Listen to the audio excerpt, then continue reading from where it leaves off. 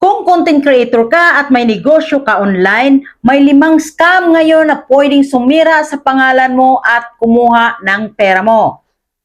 Number 3 dito, marami na ang nabiktima pero konti lang ang umaamin. Hindi lahat ng opportunity na mukhang professional ay legit. Hindi lahat ng PM or DM na may offer ay blessing. Kaya kung ayaw mong masira ang credibility mo, makinig ka hanggang dulo. Scam number 1, guaranteed followers and engagement. Ma'am, sir, we can give you 10,000 followers in 24 hours.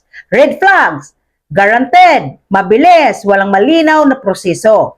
Ang totoo, bot accounts, fake engagement, binababa ang reach mo, pwedeng masyado ban ang account mo. Tandaan mo, ang growth na binili, madaling mawala. Pero ang tiwala ng audience, mahirap ibalik. Scam number 2, brand collaboration na ikaw ang magbabayad.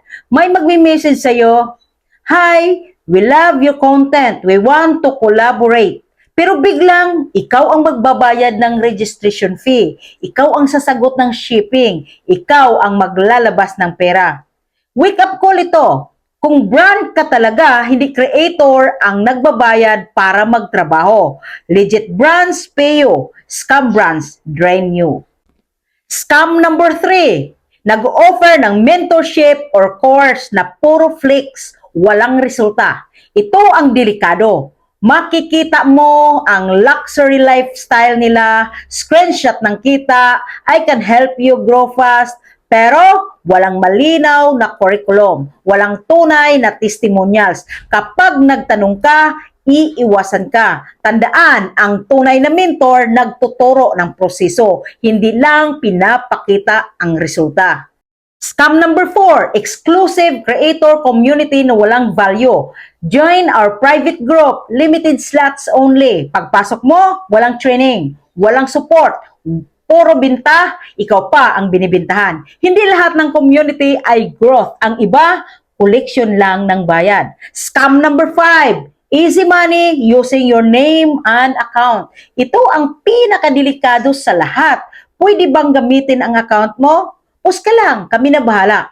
Kapag pumayag ka, name mo ang masisira, account mo ang mababan, ikaw ang habulin, hindi sila.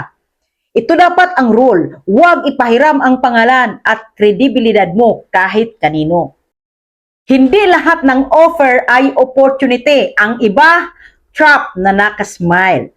Kung content creator ka, protektahan mo ang pangalan mo. I-check ang intent, hindi lang ang pera. Mas mahalaga ang credibility kaysa mabilis na kita.